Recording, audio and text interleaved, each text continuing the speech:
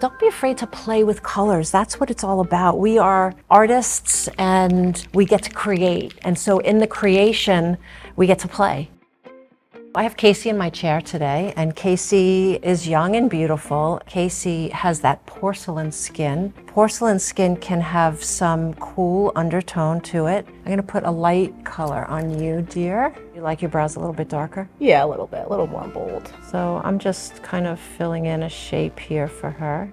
She does a really good job on her own. If I have somebody Casey's age come in and say, I want this really thick, dark brow, I'm not the artist for her. It's ethically not something that I would do.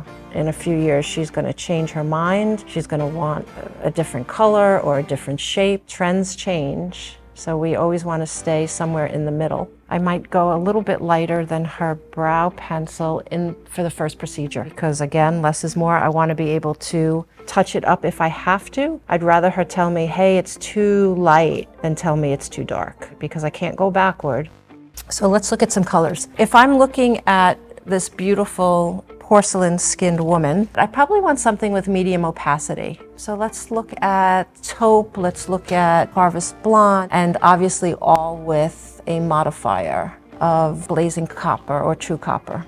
So I'm gonna pull first harvest blonde. If you guys go to permablend.com or Painful Pleasures, you'll see the colors are listed with the ingredients, the order of the pigments. If I'm using a color on her that is too red, that's not gonna be good. But I also don't want anything too green. And this is way light. Okay, this is roots.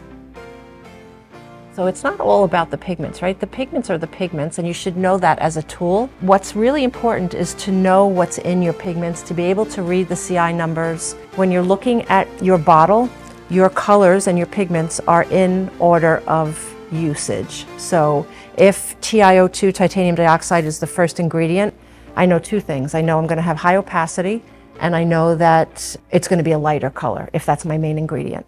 Now, for her cool skin, I'm gonna add a modifier. So this is straight up harvest, and this is harvest with the modifier.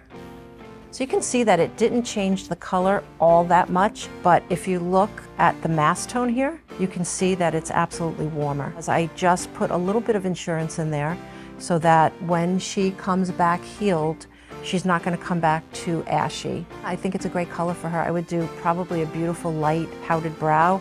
You can also add shading solution in here, guys, that will disperse the color and make it even more soft and translucent. That's the blend I would use for her.